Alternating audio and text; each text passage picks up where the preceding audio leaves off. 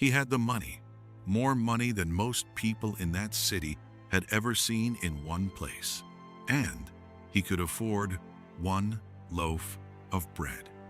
Not because he was poor, not because bread had become a luxury, but because by the time he walked from his apartment to the bakery, the price had changed.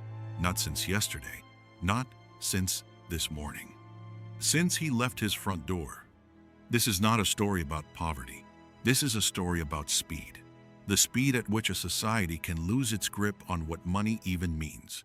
And once that grip is gone, it does not come back slowly. It does not come back at all until something breaks completely. Until the old system is abandoned, a new one is introduced, and everyone who saved in the wrong form discovers quietly that they have been reset to zero. Germany, 1923. The most documented monetary collapse in modern history. Not because it was the worst, but because we have the receipts, the diary entries, the photographs, the government ledgers, the personal testimonies of ordinary people trying to live inside something extraordinary. It was a preview. Here is what most people believe about money. If you work hard, spend carefully, and save consistently, your money will be there when you need it. It may not grow quickly. It may sit still for years. But it will not disappear because you put it there. You earned it. You made decisions to protect it. It belongs to you. This assumption is so old, so deeply embedded in the way people think about their lives and their futures, that most people never examine it. It is not a belief they chose. It is something closer to gravity, a background condition of reality that has simply always been true and will continue to be true because it has always been true.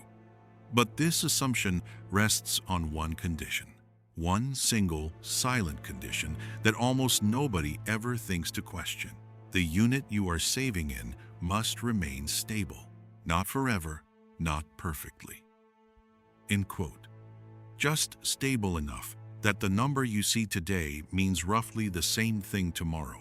Stable enough that 20 years of discipline produces something real at the end. Stable enough that the sacrifice was worth making. For years, that condition held. The currency was stable. People trusted it.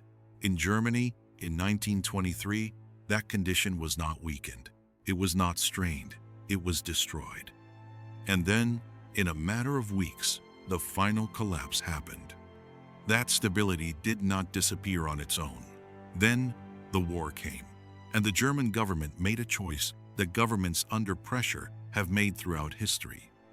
Instead of raising taxes painful, unpopular, politically dangerous, they printed money to fund soldiers, to fund equipment, to fund a war that kept going longer and costing more than anyone had projected. But in Germany, the printing did not stop when the war ended, because the debt did not end. Germany owed reparations it could not pay in gold, so it paid in paper. And when France and Belgium occupied the Ruhr, Germany's industrial core, the source of its coal and steel, in early 1923 to force repayment, the German government responded with a policy that would accelerate everything. It told workers to strike, to resist the occupation, to produce nothing, and it promised to pay them for producing nothing. Every single day, with money it did not have, that it would print, starting immediately and without limit. The presses ran day and night. Money was printed faster than it could hold value. By the middle of 1923, the mark was no longer a store of value. It had become a countdown. The question was only how fast. Imagine it's August 1923. You work at a factory in Berlin. You have worked there for 11 years. You are reliable, skilled, respected by the foreman. You have a family, a small apartment, a routine that has held together through the war, through the aftermath, through years of difficulty. You are not wealthy, but you are stable, or you were. This morning, at 9 o'clock, the foreman paid you, not at the end of the week, not at the end of the month. At 9 in the morning on a Tuesday, because by tomorrow morning, that money will be worth less than half of what it is worth right now. Not metaphorically, mathematically. This was measurable. The value was collapsing hour by hour, and everyone knew it. You take the bills a stack, the width of a brick, bound with string, and you run, not walk, run, to the market, to the bakery, to wherever you can convert this paper into something real before the numbers change again. You are not panicking. Everyone is doing this. It is simply what Tuesday looks like now. This was not a crisis moment. This was a Tuesday. By October of that year, workers in some industries were being paid 3 times a day: morning pay, midday pay, afternoon pay, because in the hours between payments, the price of bread could double. Wages were being negotiated not weekly but daily. Employers sent representatives to currency exchange offices each morning to learn the rate before setting the day's compensation. The entire economy had restructured itself around the velocity of collapse. Prices were not rising week by week. They were rising hour by hour. Prices stopped making sense. Everyday things cost more than people could process. But these numbers are only the surface. Here is what actually matters: the mechanism behind it. When a government prints money, it does not create wealth. It redistributes it silently, without a law being passed, without a vote, without anyone signing a document that says your savings are being reduced by this percentage, effective immediately. Every new mark printed dilutes every mark already in existence.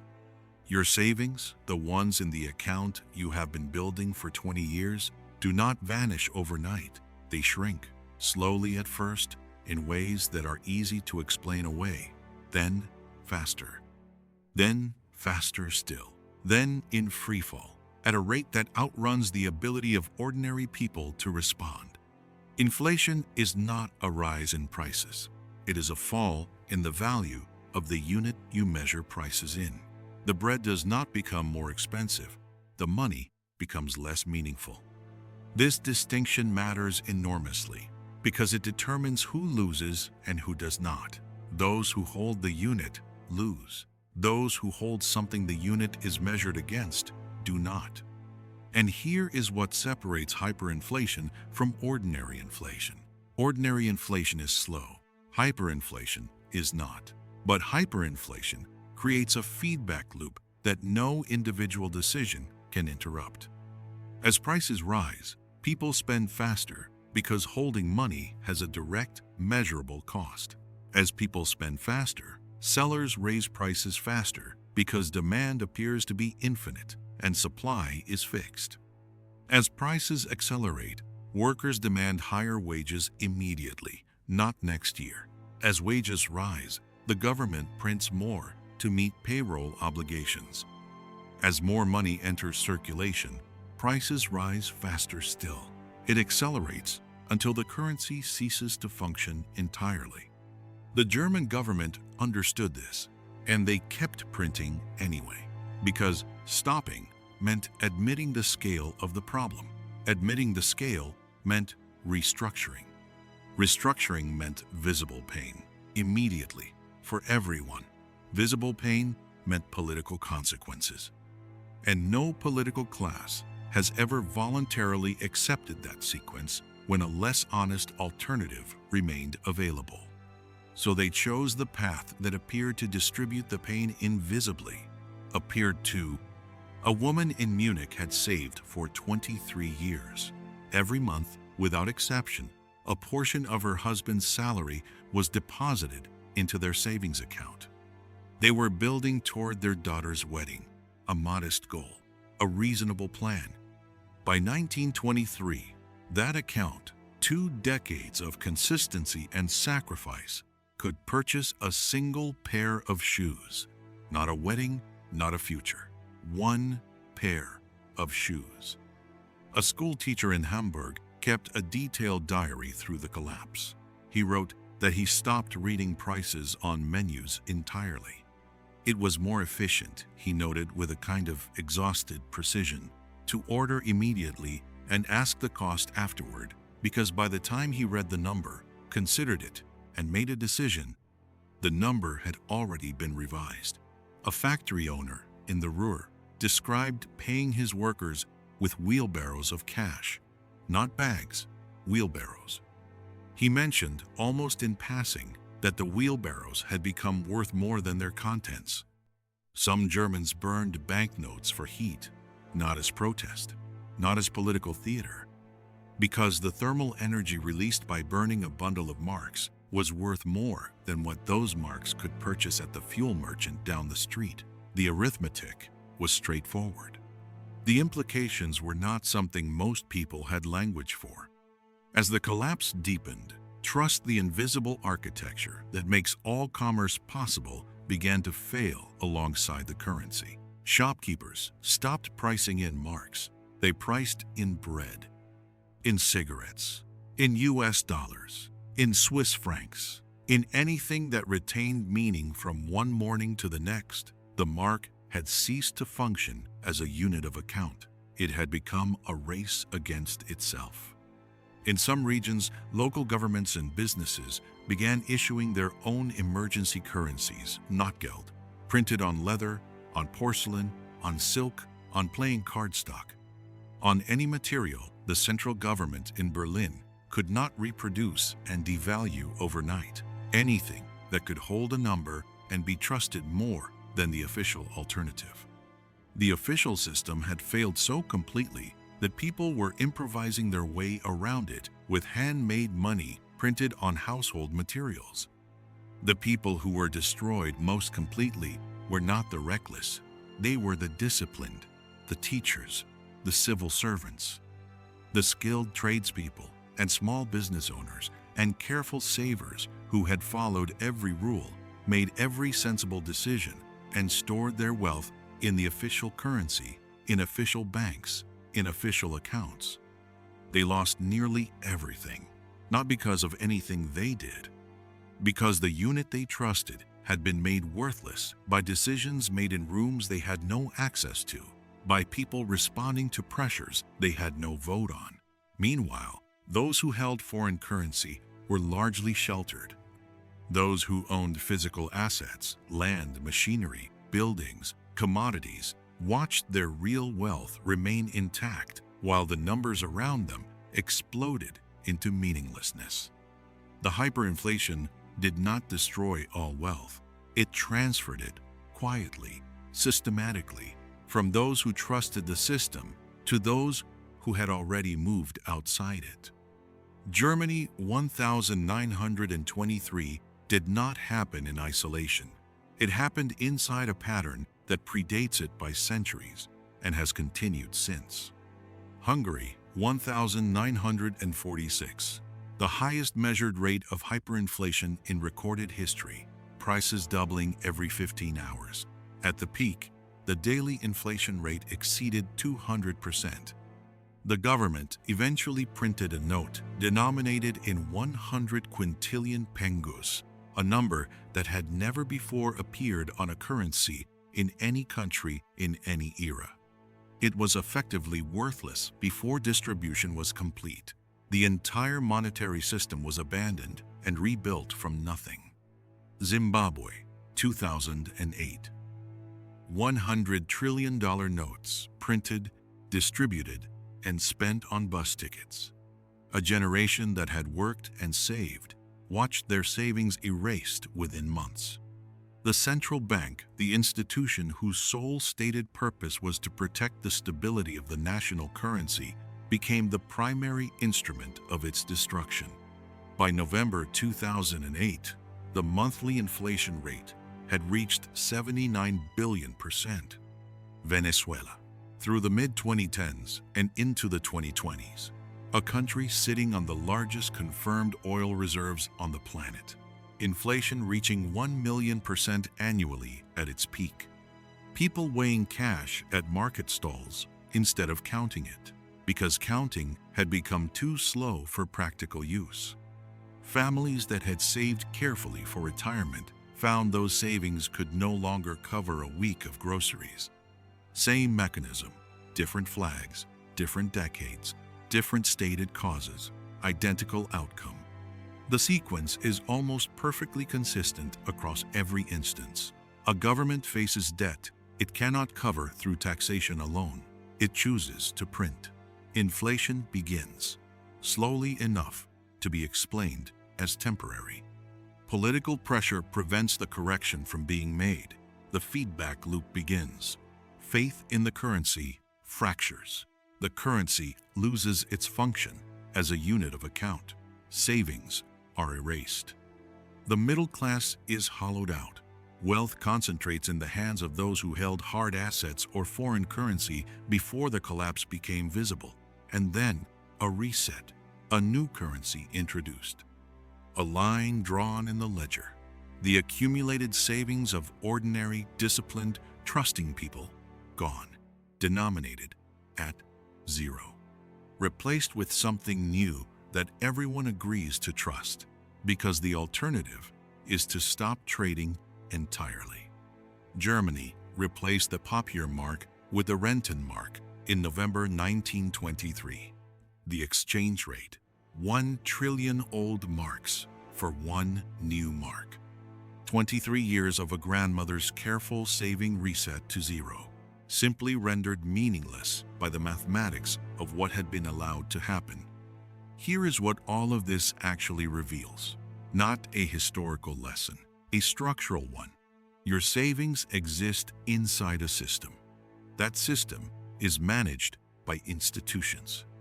Those institutions are run by people under pressure, with incentives that do not always align with yours, and who have the legal authority to change the rules of the system at any time. The number in your account is not money sitting in a vault with your name on it. It is a claim, a promise that the system will honor when you arrive to collect. And the value of that promise depends entirely on who is making it and what pressures they are operating under when you come to the door. Your savings are not stored. They are trusted to a system you did not design and do not control. But the conditions that make it work are not natural laws. They are political. They are institutional. They depend on a continuous series of decisions being made correctly by people you will never meet, in response to pressures you cannot fully observe.